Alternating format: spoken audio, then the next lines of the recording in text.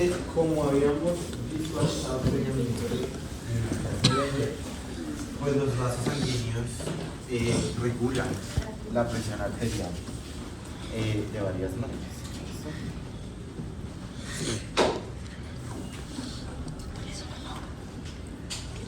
Entonces, pues entonces veíamos ayer que dependiendo de la cantidad de líquidos, ¿cierto?, que yo ponía dentro de un vaso sanguíneo, lo llamamos volumen circulante efectivo, que era un determinante de la presión arterial, y decíamos que era pues la cantidad de volumen necesaria para perfundir un tejido.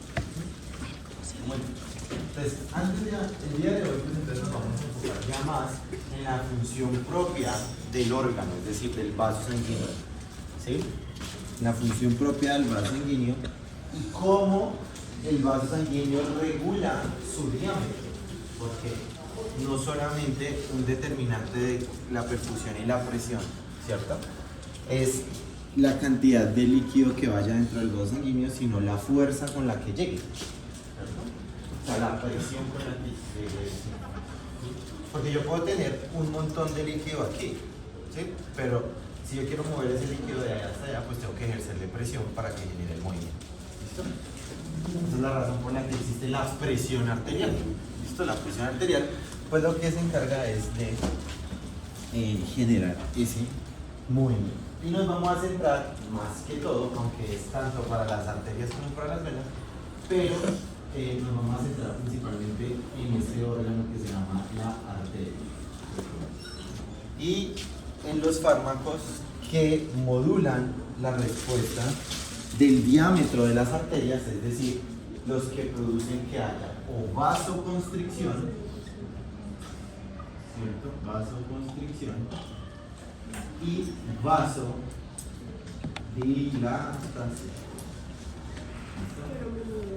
Muy bien, entonces eso es lo que vamos a ver hoy.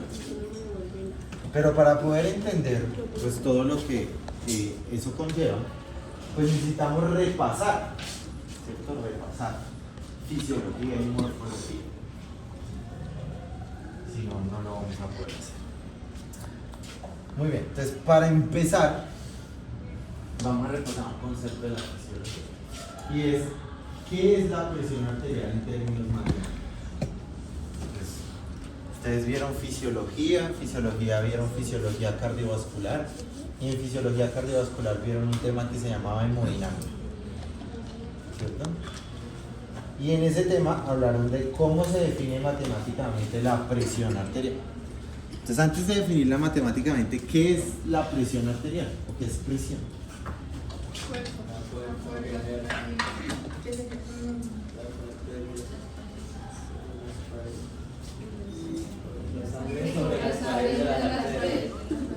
¿Ah? Esa es una, ¿cierto? Entonces, la presión arterial es el resultado del producto, ¿cierto?, de la fuerza que ejerce la sangre sobre las paredes del vaso, pero también ¿qué?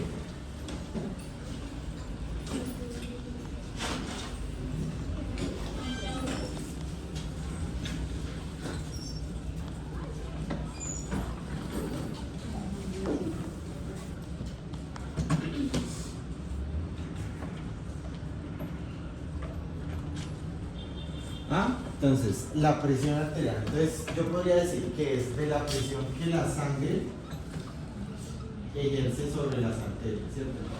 Sobre las paredes. Muy bien. ¿Y qué sería más? ¿Es solo lo único que interviene? Eso se llama gasto cardíaco. Muy bien.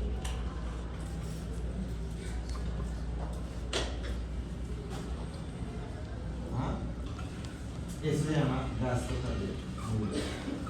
Pero es el único componente que determina la presión arterial. Entonces, ¿cuál sería el otro componente?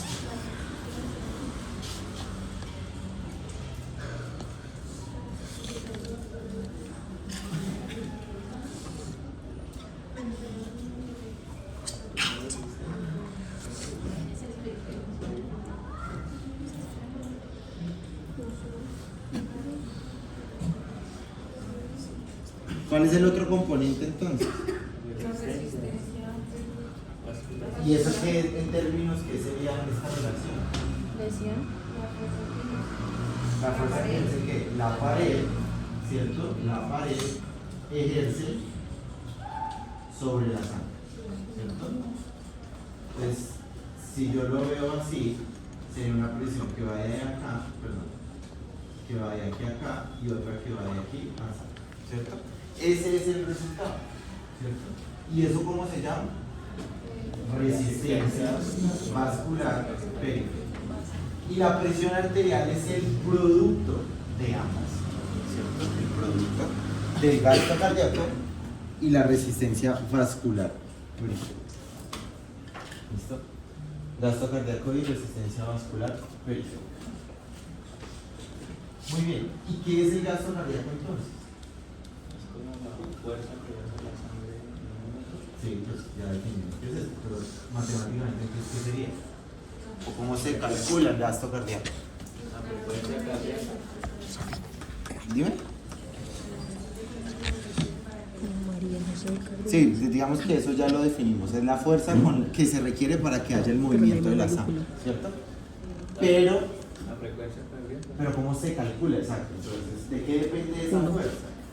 De la frecuencia cardíaca, ajá, ¿y qué más? 2002 creo. Y el volumen sistólico. Ay, hijo de puta, yo creo que no. La otra es María José Cárdenas.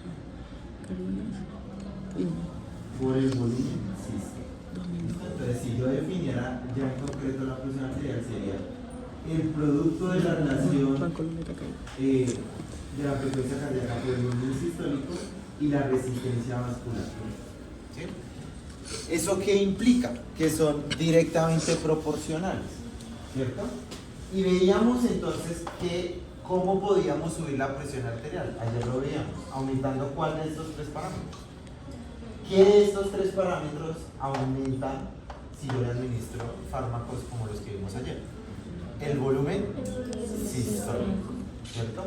Y veíamos cómo los cristaloides son los que más volumen aumentan desde la perspectiva que son los que más volumen dejan dentro del espacio intravascular, ¿cierto?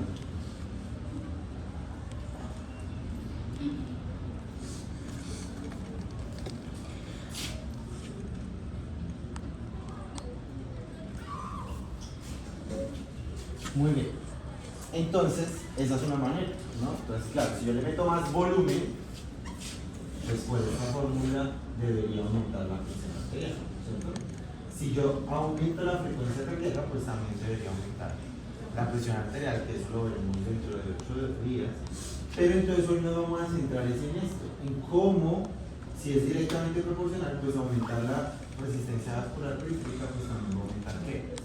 La presión arterial. ¿Listo? Y los vasos sanguíneos, pues, básicamente existen solamente para eso, ¿cierto? Hoy vamos a ver cómo las arterias funcionan como órganos individuales, ¿cierto? Desde esa perspectiva. Bueno, muy bien. La arteria, entonces las arterias son órganos, ¿listo? Y vamos a enfocarnos entonces en cómo modulan la resistencia vascular periférica, dependiendo de lo que el cuerpo necesita. Si necesito que haya menos presión arterial, pues va a haber menos que. Y si necesito que haya más presión arterial, necesitaré más que. ¿Y cómo aumentaría la resistencia? ¿Con qué mecanismo? Vasoconstricción. ¿Y cómo reduciría la presión arterial? Vasoconstricción. Bueno, muy bien. Entonces, ya entendiendo eso, pues entonces veamos cómo es una arteria. Entonces, pasemos ahora a morfo. ¿Cierto? ¿En cuál morfo será? Yo creo que es el uno. ¿Qué tipos de arterias existen? ¿O cómo se clasifican las arterias? Arteriola, bueno. Sí, no. ¿Qué más? Arterias grandes, medianas y chiquitas, no.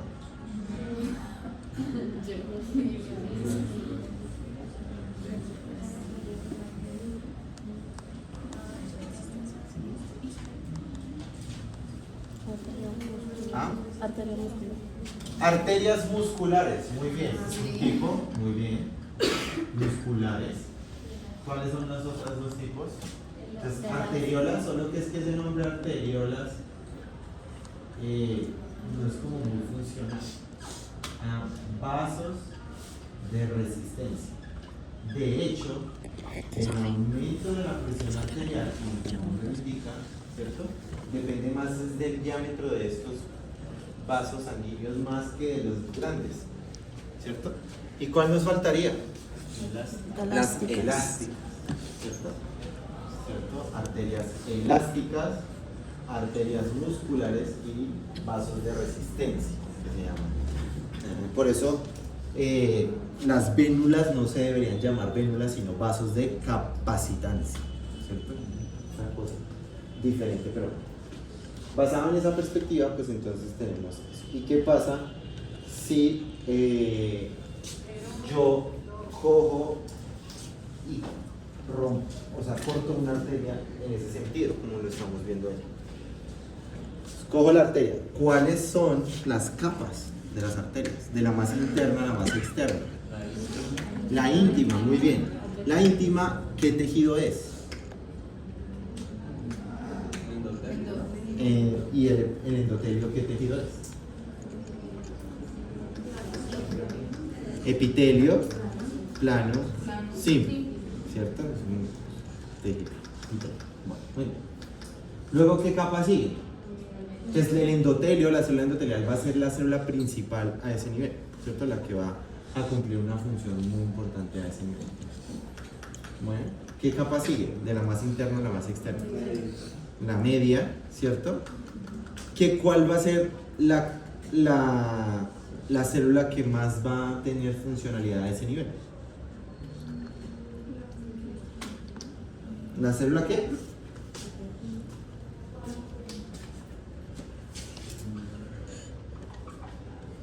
Así la vamos a llamar, la célula muscular lisa vascular. ¿Listo? Célula muscular lisa vascular. ¿Listo? El músculo liso vascular, pues es el que va a tener la mayor relevancia en esa capa media, ¿sí? De la arteria. ¿Listo? ¿Y cuál es la capa más externa entonces? La adventicia. ¿Y qué células hay en la adventicia?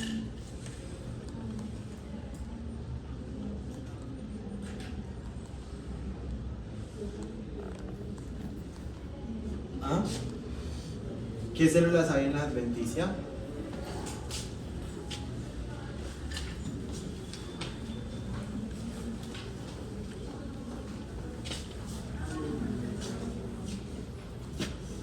¿También le robaron morfo?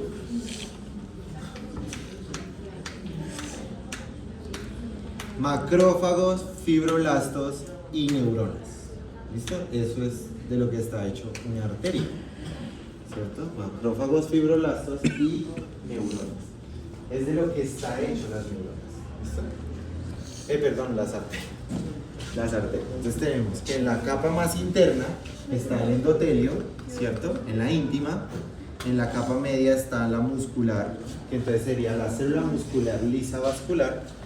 Y en la adventicia estarían los macrófagos, los fibroblastos y las neuronas. Neuronas que hacen parte o que pertenecen a ¿cuál parte del sistema nervioso? Autónomo, muy bien. O sea, la división tanto simpática como parasimpática, ¿cierto? Que son los que van a ejercer una función muy importante. Entonces, como está mostrado en la gráfica, fíjense, entonces tenemos la parte de la íntima, donde están representadas estas celulitas que estamos viendo acá, epiteliales con sus uniones estrechas y demás, que son el endotelio, ¿cierto? La parte de la lámina interna, que sería esta de aquí, que comprende después la media, que sería donde están las células musculares lisas vasculares, ¿sí? Que son los mayores determinantes de la vasoconstricción. ¿Listo? Mientras que el endotelio va a ser el mayor determinante de la vasodilatación. ¿Listo? Y finalmente tenemos la adventicia, ¿cierto? Y detrás de la adventicia pues van a haber macrófagos, van a haber van a haber fibroblastos y van a haber neuronas. O pues no necesariamente la neurona como tal, sino de pronto el axón, ¿cierto? De la neurona. Y en las arterias grandes, pues recordarán ustedes que como son grandes, pues tienen muchas células. Y entonces dentro de la adventicia había una cosa que se llamaba el vasa vasólogo. ¿Se acuerdan de eso? O sea, un vaso dentro de un vaso. ¿Cierto? Que pues permitía llevar sangre a ese nivel. Pero bueno, muy bien. Entonces hoy vamos a entender la fisiología del endotelio como célula y del músculo liso vascular como célula. Si entendemos la fisiología de esas dos células, pues hablar de vasodilatadores y vasoconstrictores me va a tomar 10 segundos. ¿Sí? Porque solamente es decir, son así, se llaman así. ¿Listo? Entonces, de todas las, en general, como hemos visto, casi todos los fármacos los podemos entender entendiendo cómo funciona el órgano, ¿cierto? Pero de todos, el que es más es el vaso sanguíneo. Por eso, digamos que toda la clase va a ser fisiología, básicamente. ¿Sí? Porque al final lo único que va a decir es los fármacos que producen vasoconstricción se llaman así, los fármacos que producen vasodilatación se llaman así, porque si entendemos los mecanismos fisiológicos de cómo funciona la célula muscular lisa vascular y cómo funciona el endotelio como célula, pues entenderemos eso. Bueno, y fíjense que el endotelio o la célula endotelial y la célula muscular lisa vascular pues están en muy estrecha relación, ¿sí? Casi que hacen como una sinapsis y eso se llama la unión mioendotelial. ¿Listo? Y gracias a esa unión pues tanto la célula endotelial como la célula vascular célula muscular lisa vascular pues están en estrecha relación. Lo que pase en una la otra lo va a entender. ¿Listo?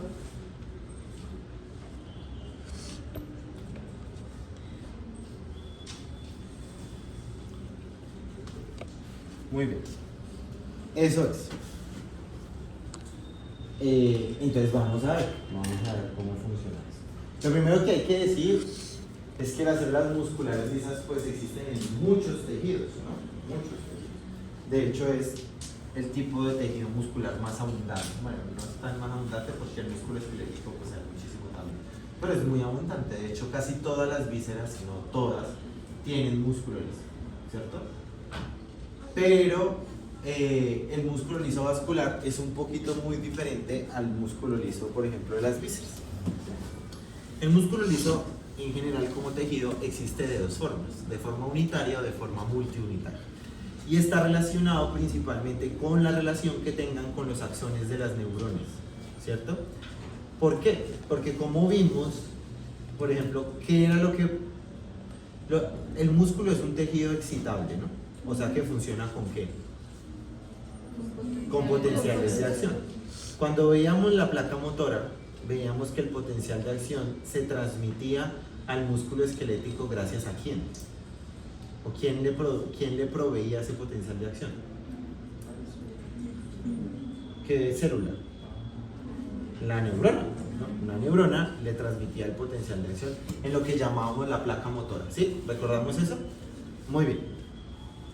En el corazón pasa lo mismo, ¿sí? Porque recuerden que el sistema autónomo pues le lleva el potencial de acción allá, pero el corazón tiene una característica muy diferente y es que se puede generar sus propios potenciales de acción en el nodo sinusal, ¿no? El músculo liso pues no se puede generar sus propios potenciales de acción. Entonces, ¿quién le tiene que llevar los potenciales de acción? Las neuronas. ¿Listo? Entonces, el músculo liso existe en dos formas, unitaria y multiunitaria, y esa diferenciación es básicamente en relación a cómo están dispuestas sus uniones con las neuronas, ¿cierto? Si cada axón o dendrita está unido a cada célula muscular lisa, como sucede en los vasos sanguíneos, hablaremos de una distribución multiunitaria. Mientras que si un mismo axón, ¿cierto? O una misma neurona activa varios grupos de células, pues estaremos entre una relación unitaria. En los vasos sanguíneos, pues, existe la relación multiunitaria. ¿Por qué? Porque es que resulta que los vasos sanguíneos funcionan cada vaso sanguíneo como si fuera un órgano independiente, ¿sí? Porque si funcionaran como un sistema, como pasa por ejemplo en el estómago o en el intestino, pues estaría muy mal. Porque imagínense, yo me asustaría, eso generaría hipertensión. ¿Pero por qué produce hipertensión? Si todas las arterias se contrayeran al mismo tiempo, pues me moriría. Imaginen qué pasaría si la aorta se constriñera. Bueno, ¿cierto? O sea que solamente tiene que poder referenciar las que puedan subir la presión arterial. Por eso las arteriolas o vasos de resistencia, con solo disminuir el diámetro de los vasos de resistencia, yo puedo aumentar la presión de todo el sistema sin necesidad de hacer vasoconstricción directa sobre la aorta. ¿Sí me entienden? Entonces por eso debe ser así, porque de esa manera pues yo logro determinar eso. Eso no significa que no se pueda hacerlo de manera general. Muy bien, entonces ya teniendo claro eso, entonces pasemos a esto. Aquí el guión más importante que va a regular las funciones tanto de vasoconstricción como de vasodilatación es el calcio. ¿Listo? Y el calcio es el principal mediador de esto. ¿Listo? Básicamente, para que se produzca tanto la vasodilatación como la vasoconstricción, yo necesito que aumente la concentración de calcio citoplasmático. ¿Listo? Solo que va a depender de en qué célula pase, ¿cierto? Si el calcio se aumenta, el calcio citoplasmático se aumenta en la célula lisa muscular, pues va a haber ¿qué? Contracción. Mientras que si el calcio se aumenta es en la célula endotelial, lo que va a pasar es que hay vasodilatación. ¿Listo? Entonces, el calcio es el mediador. ¿Listo? Y lo hace porque el calcio, a pesar de ser un ion que produce cambios del potencial de adhesión, también es un ¿qué? En términos de señalización celular es un ¿qué? Un segundo mensaje. ¿Listo? Un segundo mensaje. Entonces vamos a empezar analizando la función del músculo liso vascular. ¿Listo? Es la primera célula que vamos a entender. Y vamos a analizar el proceso de la vasoconstricción. ¿Listo? El proceso de la vasoconstricción. Muy bien. En el vaso sanguíneo, en la célula muscular lisa, célula muscular lisa vascular, en su membrana vamos a tener muchos receptores, ¿cierto? De los cuales, pues los más importantes son los receptores acoplados a proteínas G, ¿cierto? Receptores acoplados a proteínas. Y van a haber muchos canales iónicos. Y con muchos canales iónicos es muchos canales iónicos de calcio. Porque básicamente para lo que existe una célula muscular lisa vascular es para poder contraerse. Y ya dijimos que la forma en que se contrae es que haya mucho calcio en ¿dónde? En el citoplasma de la célula muscular. ¿Listo? Luego entonces van a haber muchos canales de calcio, ¿cierto? Van a haber canales de calcio que se abren dependientes del voltaje. Entonces a eso los llamaremos canales de calcio dependientes del voltaje, ¿cierto? Así se escribe. Esos canales de calcio dependientes del voltaje pueden tener una apertura larga y duradera en el tiempo, o sea, longeva. O sea, que dure mucho tiempo esa apertura, ¿cierto? L, luego estos son los canales de calcio tipo L, por eso es que se llama L, de long, ¿cierto? Ese canal de calcio puede demorarse, son chiquitos, ¿cierto? Son pequeños y se demora poquito, y en inglés tiny hace referencia a eso, ¿cierto? Entonces estos son los canales de calcio tipo T. Pueden haber canales de calcio que se abran por un ligando, entonces canales de calcio dependientes del ligando. Canales de calcio que se abran por el estrés, pero no porque usted un día entró a clase de fármaco y se estresó y entonces le dio hipertensión, ¿no? ¿Sí? Sino el estrés del flujo, ¿cierto? El estrés del flujo sanguíneo. Entonces el flujo sanguíneo se volvió turbulento y ese flujo sanguíneo turbulento permitió que se abriera un canal de calcio. ¿Por qué? Porque ese flujo sanguíneo turbulento pues no está llevando la sangre. Entonces al reducir el diámetro vuelvo a poner el flujo laminar. Por eso en el infarto lo que hay es vasoespasmo, ¿cierto? Porque esa placa de ateroma rota, pues lo que está haciendo es que el flujo sea caótico, activa los receptores, los canales que meten calcio que son derivados del estrés y se produce vasoconstricción tratando de corregirlo, pero lo que está haciendo es empeorarlo, ¿no? Ya estaba medio abierto, que era lo único que les llegaba de sangre, y ahora al cerrarlo por completo, pues ya produjo la isquemia total. ¿Listo? Entonces fíjense que son muchos canales de calcio, ¿sí? Porque el calcio, pues es el mediador más importante a ese nivel. O sea, lo que yo necesito para que haya vasoconstricción, pues es que aumente el calcio intracelular. ¿Listo? Y ese calcio intracelular, pues lo puedo hacer o por canales de calcio dependientes del voltaje, como el L o el T, como canales de calcio dependiente del ligando, canales de calcio dependiente del estrés del flujo, o a través de la activación de receptores acoplados a proteínas G, ¿cierto? Que activen un mecanismo que libere calcio. Así que eso ya lo vimos en algún momento, pero lo vamos a recordar hoy porque sé que ya se les olvidó, ¿cierto? Entonces, lo importante pues es recordar. ¿Listo? Queda claro entonces que es el calcio el mediador más importante desde la perspectiva de la función tanto del endotelio como del vaso sanguíneo, como de la célula muscular sanguínea vascular, ¿cierto? Célula muscular lisa vascular. Muy bien.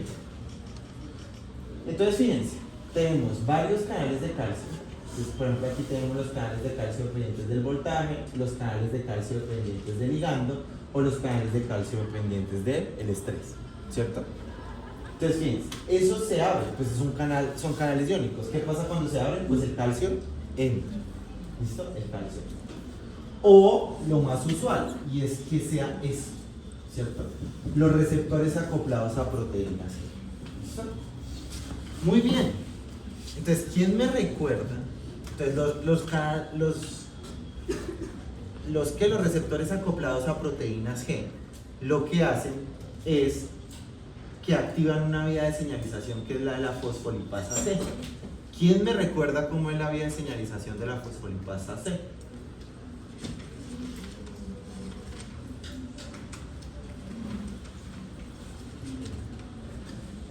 ¿Quién se acuerda? ¿Quién recuerda?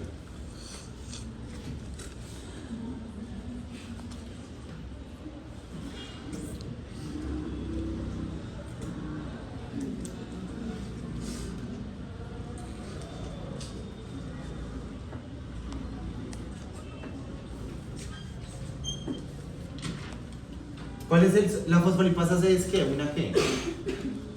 Enzima. ¿Cuál es el sustrato de la fosfolipasa C? ¿Cómo se llama esa molécula que es sustrato de la fosfolipasa C? Ahí sí no tienen excusa porque eso lo vieron este semestre conmigo. No. Duro, difícil. ¿Cierto? Uno llega renovado, ¿cierto? Pensando que todo va a estar bien y en 2 días le quitan las ganas de vivir a cualquiera. ¿Cierto? Fosfoinositol difosfato, correcto. Y el fosfoinositol difosfato, gracias a la acción de la fosfolipasa C, se convierte en ¿qué? Diacilglicerol y inositol trifosfato. ¿Cierto? El diacilglicerol activa la proteína C y el inositol trifosfato, ¿a dónde se va? Muy bien, y entonces aquí está. Inositol trifosfato se une a un receptor inotrópico que se llama el receptor de inositol trifosfato, que está en la membrana de un organelo que se llama el retículo endoplásmico en otras células. Pero como estamos en el músculo liso, ¿cómo se llama? ¿Retículo qué? Sarcoplástico. ¿Listo? ¿Para qué sirve ese canal? O sea, cuando se abre, ¿qué hace? Pues libera calcio. ¿Por qué? Porque adentro del retículo sarcoplásmico, ¿qué hay? Calcio, ¿cierto? Va a liberar calcio. ¿Sí? Fíjense, entonces, entró calcio por estos receptores y entró calcio al citoplasma gracias a que se liberó ¿de dónde? Del retículo sarcoplástico. Bueno, muy bien. Calcio. Y el calcio después va a hacer acción sobre un receptor que se llama el receptor de rianodina, que se escribe así. RIR. Y va a promover un mecanismo que se llama liberación de calcio mediada por calcio. ¿Y qué significa eso? Pues que este es otro canal iónico, ¿cierto? Sale más calcio de ahí del retículo sarcoplástico. Bueno. Muy bien. Y siguiendo con la señalización ¿Qué hace el calcio después? Activa la calmodulina. Se une a la calmodulina y en conjunto activan a quién? La neurina quinasa. La calcio-calmodulina quinasa o CAM quinasa. ¿Y qué hace la CAM quinasa? Fosforila. ¿A quién? A Al una efector, proteína. a una proteína. Muy bien. ¿Qué es lo que vamos a ver ahorita a continuación? ¿Cómo se llama esa proteína? ¿Listo? ¿Listo? Entonces, fíjense. Cuando la actividad del calcio, pues ya hizo lo que tenía que hacer, ¿cierto? Pues ese calcio se recicla.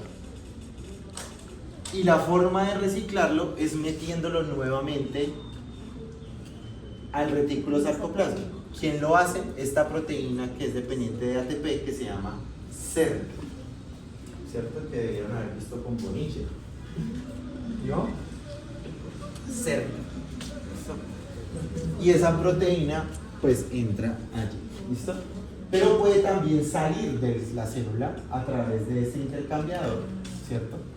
Se llama NSX, o a través de la bomba de sodio-potasio, pero pues digamos por otro mecanismo.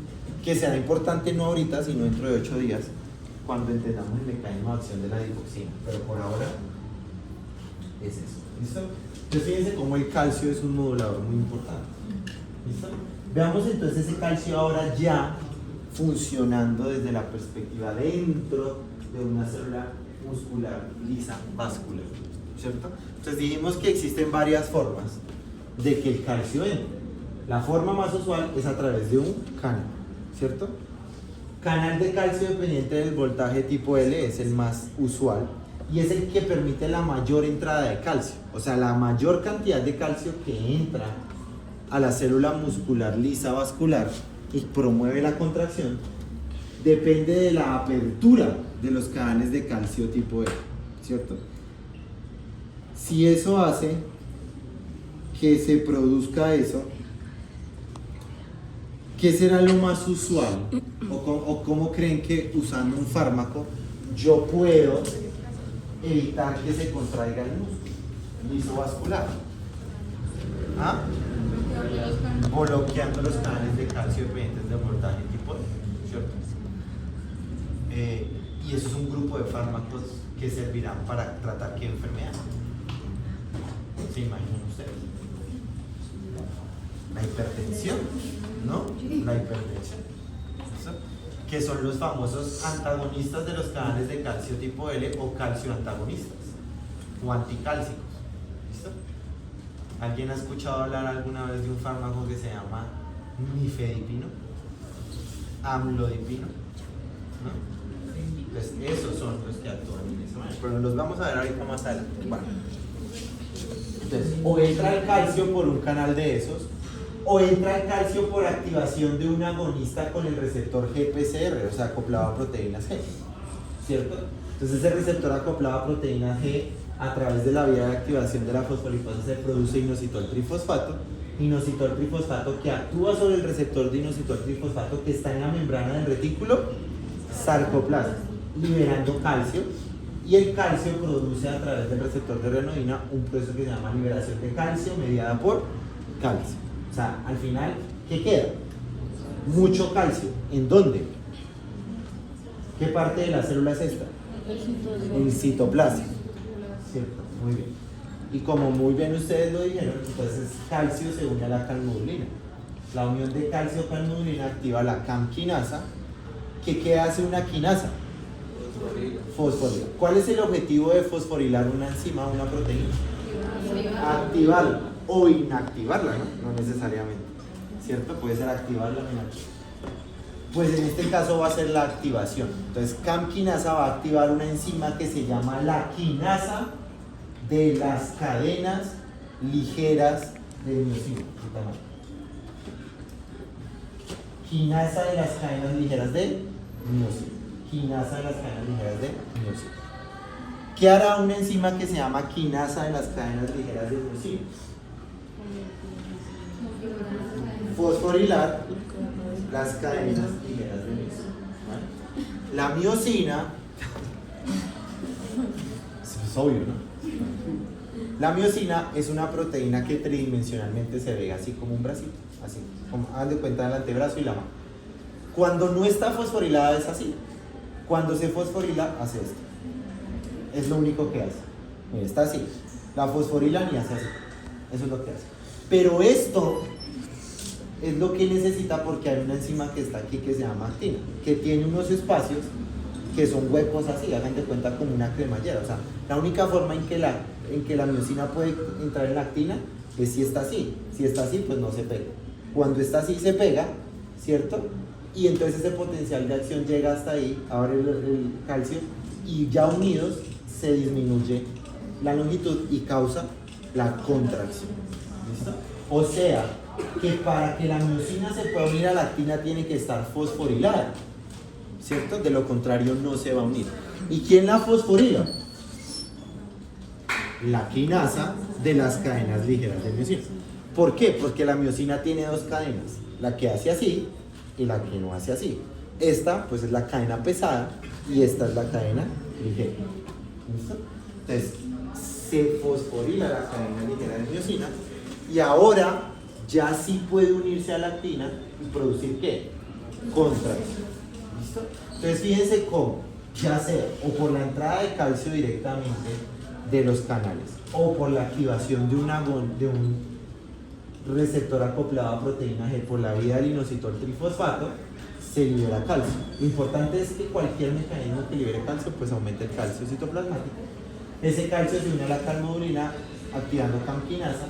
CAM-quinasa fosforila la quinasa de las cadenas ligeras de miosina, fosforilando la miosina, y ahora la miosina se puede unir a la actina produciendo ¿qué?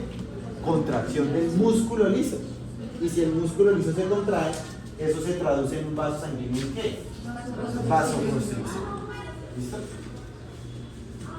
¿Qué receptores acoplados a proteínas se les ocurre que hay que producen esto en un vaso sanguíneo? ¿Cuál se les ocurre?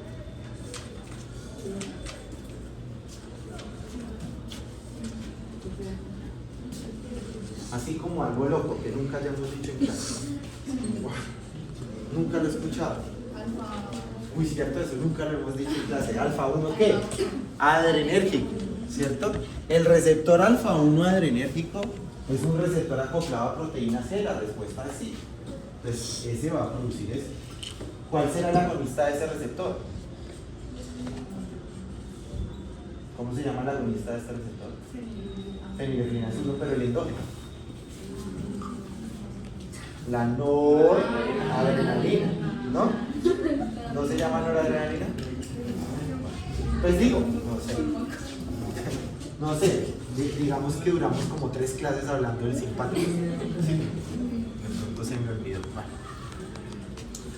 Otro receptor que hace eso es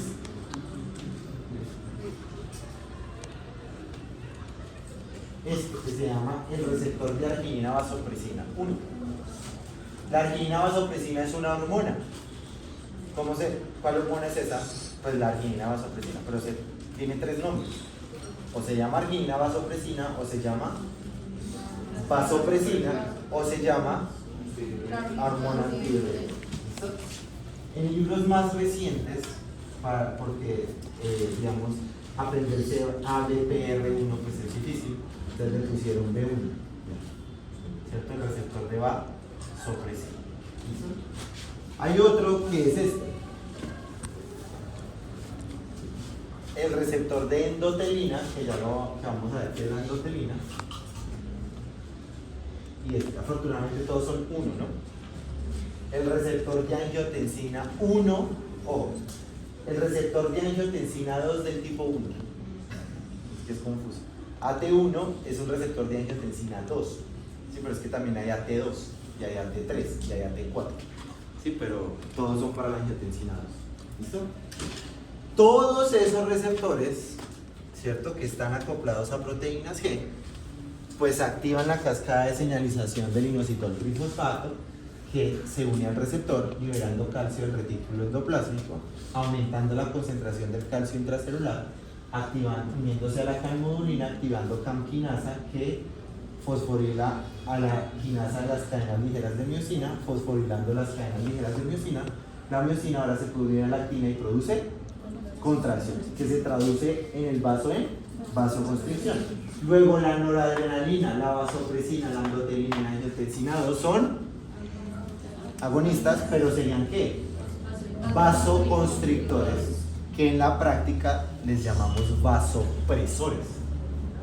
¿Listo? Vasopresores. Entonces ya vimos 4 fármacos, ¿cierto? La noradrenalina, la vasopresina, la endotelina y la angiotensina 2 son vasopresores. ¿Listo? Vasopresores. ¿Listo? Entonces, las siguientes como 4 o 5 imágenes es lo mismo que esto. Lo vamos a repetir 4 o 5 veces más. ¿Por qué? Porque si les queda claro, ya la clase se acaba rápido. Mentiras, pues no se acaba rápido, pero entienden. Y ya lo único que tengo que decir es el nombre de los medicamentos y no más. ¿Listo? ¿Listo? Bueno. Entonces, fíjense aquí. Entonces aquí tenemos, yo los voy guiando despacito. ¿Esto de aquí qué será? El receptor. ¿Pero receptor cuál? A proteína. O sea, ¿cuál? Cualquiera de esos 4 que tenemos, ¿cierto? O el receptor alfa 1, o el receptor de vasopresina, o el receptor de endotelina, o el receptor de angiotensina, ¿cierto? ¿Qué hace? Pues cuando se une el agonista, es decir, la noradrenalina, vasopresina, la endotelina o la angiotensina 2, pues coge el fosfinositol bifosfato por acción de la fosfolipasa C y lo convierte en diacilglicerol o en inositol. Y el inositol no es O, I. El inositol trifosfato se une al receptor de inositol trifosfato que está en la membrana del retículo y activa la liberación de calcio. ¿Cierto? O sea, sale calcio de allí, ¿sí? Ese calcio pues se une a la calmodulina, ¿no? Calcio-calmodulina activa una enzima llamada canquinasa que fosforila a esta, que se llama la quinasa de las cadenas ligeras de activa, ya activada, ¿cierto? Pues va a fosforilar, fíjense, aquí está las cadenas ligeras de miosina sin fosforilar y aquí le pusimos el fósforo. Ahora se puede unir a la actina y producir ¿qué? Contracción. ¿Listo? ¿Claros hasta ahí? Muy bien. ¿Qué necesitaré ahora si quiero que deje de estar contraído? ¿Qué se les ocurre? O sea, todo eso fue para simplemente una cosa, que fue ¿cuál? Fosforilar la miosina. ¿Sí? Entonces, ¿qué necesito si la fosforilación de la miosina es lo que produce la contracción? ¿Qué necesitaré para que eso no? Inhibir la fosforilación, difícil. Más fácil. Quitar el fosfato. ¿Cómo se llaman las enzimas que quitan fosfatos? Fosfatasas. ¿Y cómo se llamará una enzima que quita el grupo fosfato de las cadenas ligeras de miosina?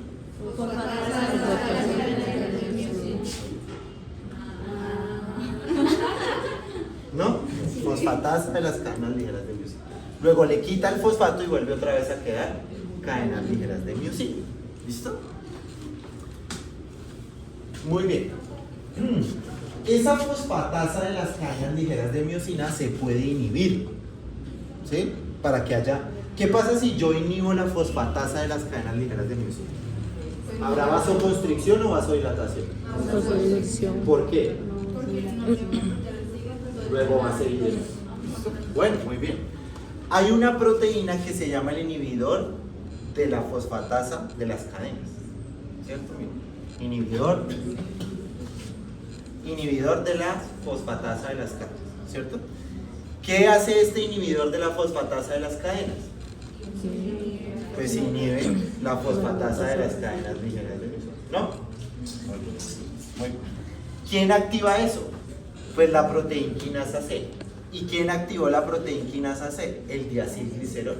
¿Y quién produjo el diacilglicerol? La fosfolipasa C allá en su primera división.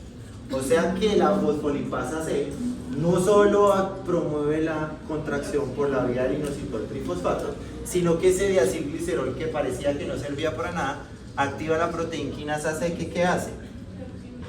Activa el inhibidor, y al inhibir la fosfatasa, pues hay más contracción. ¿Listo?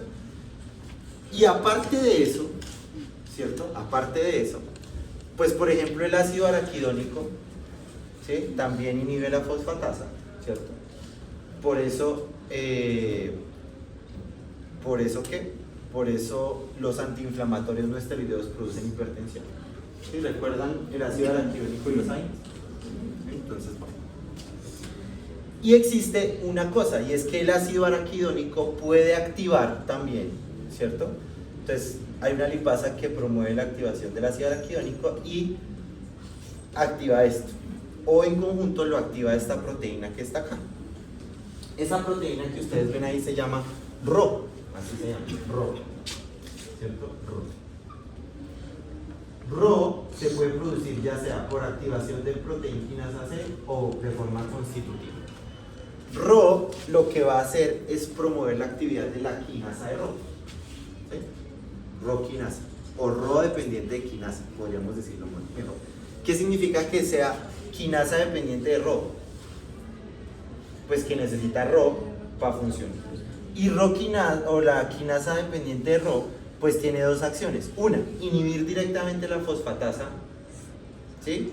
O promover la actividad del inhibidor de la fosfatasa. O sea que fíjense que son tres mecanismos en concreto los que producen la contracción, ¿cierto? Uno, la activación de la vía del inositol trifosfato, ¿cierto? ¿Ya? O el calcio directamente uniéndose a la calciocalmodulina y promoviendo la fosforilación de las cadenas ligeras de miosina. Dos, el diacilglicerol activando la proteína quinasa C que promueve la actividad del inhibidor de la fosfatasa, o Rho promoviendo la activación de la quinasa dependiente de Rho, y la quinasa dependiente de Rho inactiva la fosfatasa y activa el inhibidor de la fosfatasa. ¿Listo? Son los tres mecanismos por los cuales, fíjense, que al final todo se traduce en ¿qué? Vasoconstricción. ¿Listo? Vasoconstricción. Muy bien. Otra vez.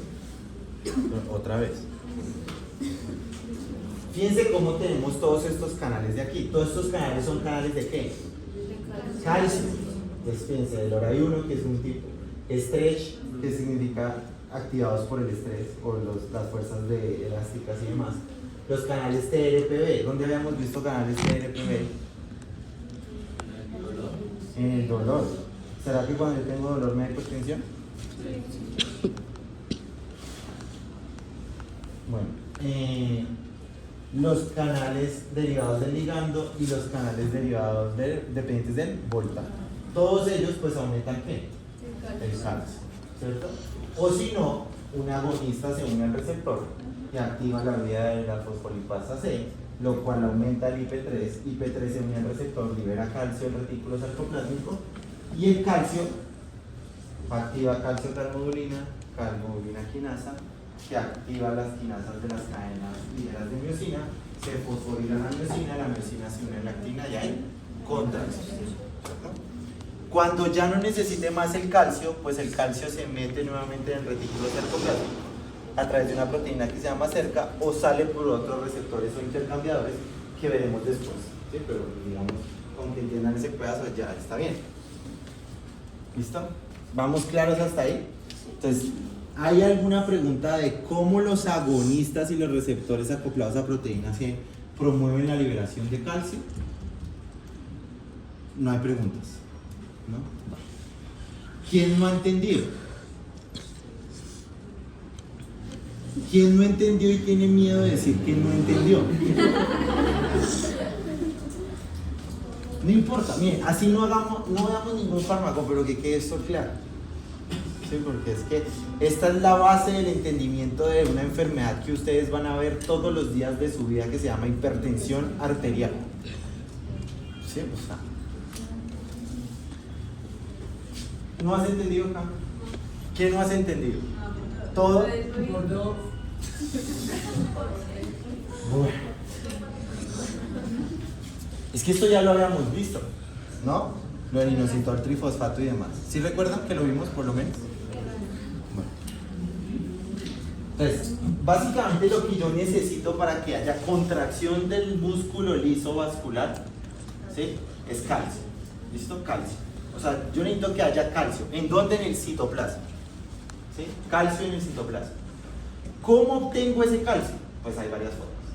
O a través de los múltiples canales de calcio que vemos aquí, ¿cierto? Muchos canales de calcio, que son derivados de muchos, se abren por diferentes razones, por el voltaje, por el estrés, del flujo, por otros ligandos, no importa, lo que sea que lo abra, se abre, ¿cierto? Y entra calcio.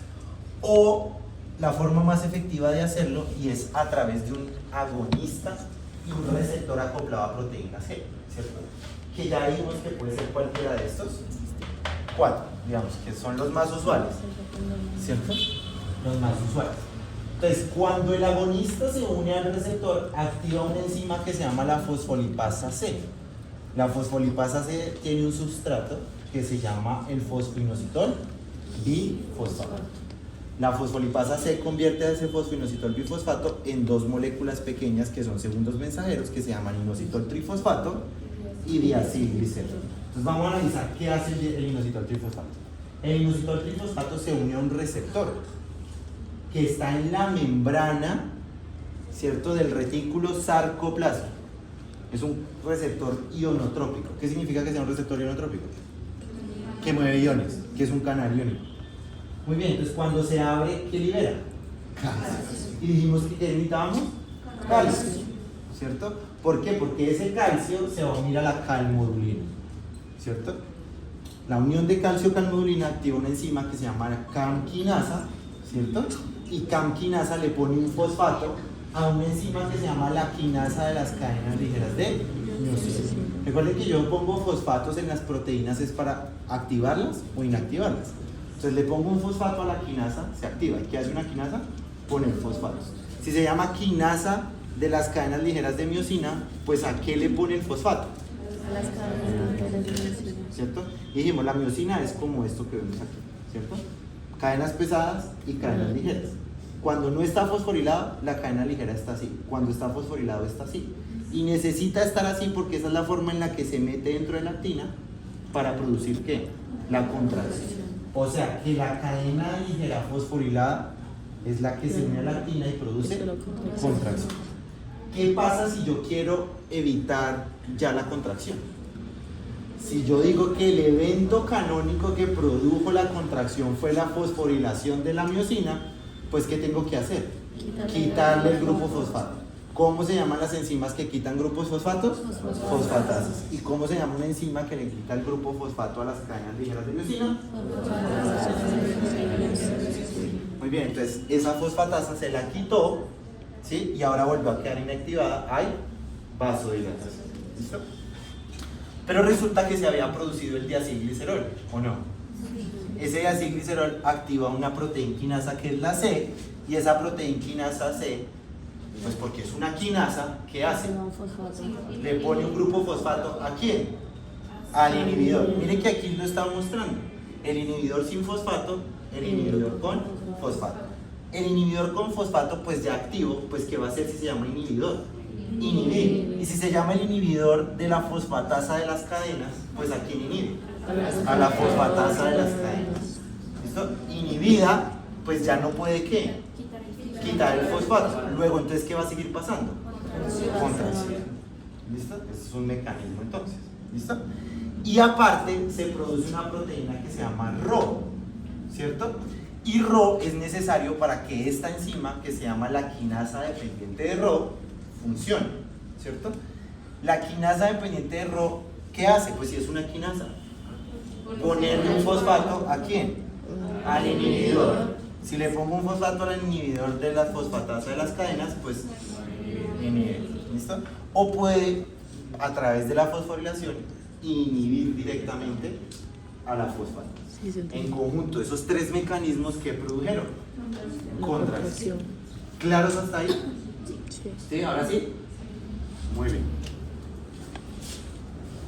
Y entonces veíamos que no solamente, esa era para hablar del agonista, esta era para hablar de los canales, ¿cierto? Todos esos canales también hacen el calcio y hacen lo mismo.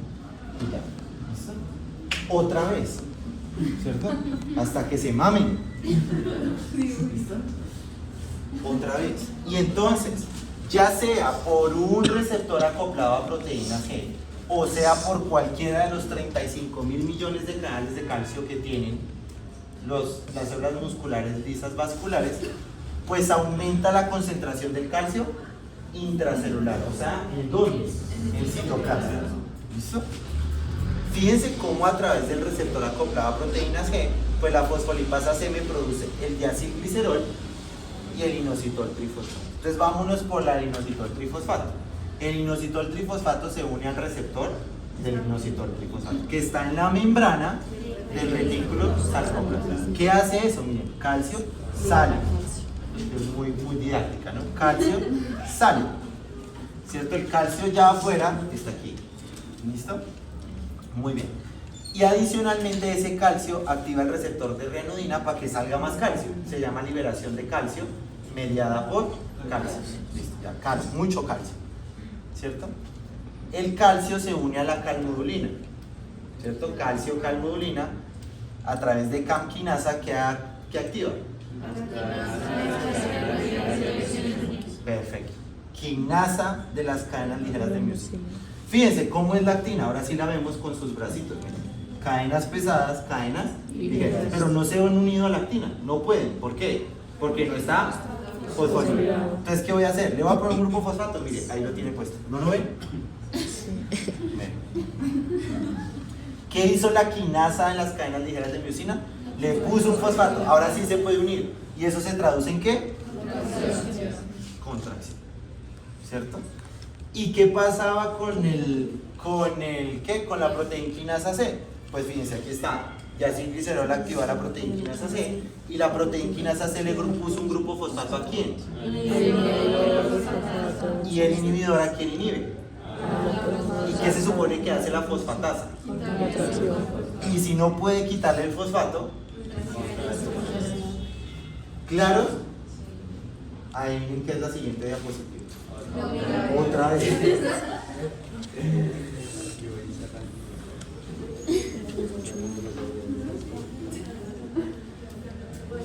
Pero otra vez analizando el papel de Rho.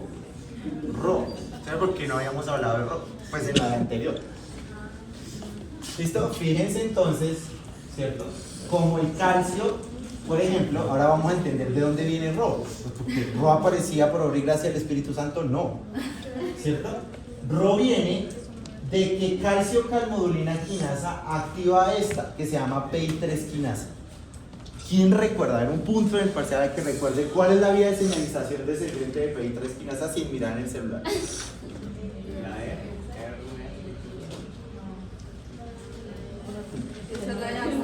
AKT-mTOR, muy bien Gabriela, se la ganó.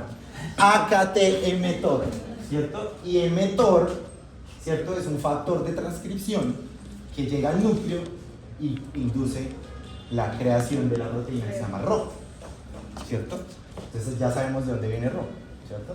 Rho, pues entonces activa la quinasa dependiente de Rho, ¿cierto? Y Rho estimula directamente el inhibidor e inhibe a la fosfatasa. ¿Produciendo qué?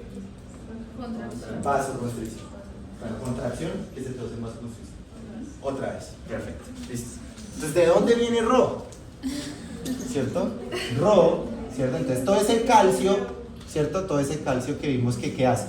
El calcio libera calcio mediado por calcio a través del receptor de renina. El calcio activa la quinasa de las cadenas ligeras de miosina. El calcio hace todo. Y entre las cosas que hace, activa esta enzima, que se llama quinasa o PI3 quinasa, ¿cierto? Que tiene una cascada de señalización descendente, que la vimos el semestre pasado y a principios de este semestre, que se llama AKT-mTOR, ¿cierto? mTOR es un factor de transcripción. ¿Qué significa que sea un factor de transcripción? Pues que llega al ADN e induce la síntesis de una proteína. ¿Qué proteína? Ya, entonces se creó Rho, ¿ya?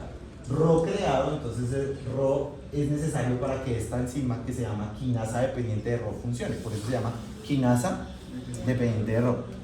Quinasa dependiente de Rho pues inhibe directamente a la fosfatasa y activa al inhibidor de la fosfatasa.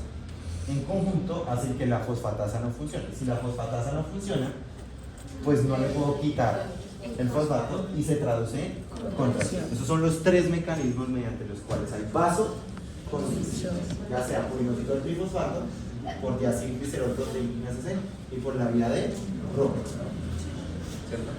¿Claros hasta ahí? Otra vez. Otra vez. Sí, porque es que eso tiene que quedar claro. ¿Quién no ha entendido hasta ahora? ¿Quién le da miedo decir que no ha entendido? O sea, de verdad. Bueno. Esta ya es la última. Entonces, un agonista se une al receptor acoplado a proteínas médicas, ¿cierto? Fíjense que se los traje en todas las formas, colores, ¿cierto? Complejidad de las gráficas. Bueno, eso activa la fosfolipasa C. El sustrato es el fosfoinositol trifosfato que produce inositol trifosfato. El inositol trifosfato se une al receptor que está en la membrana del retículo sarcoplásmico, liberando calcio. ¿Sí o no?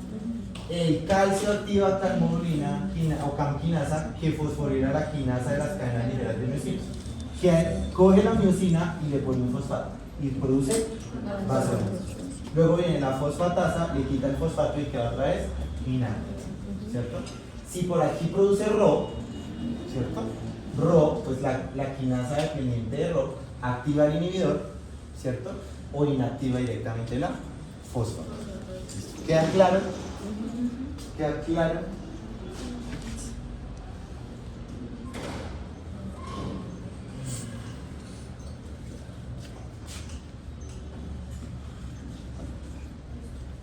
Bueno, muy bien. Entonces, son las 12:10. Vamos a descansar 5 minutos, ¿cierto? Sí, 5 minutos.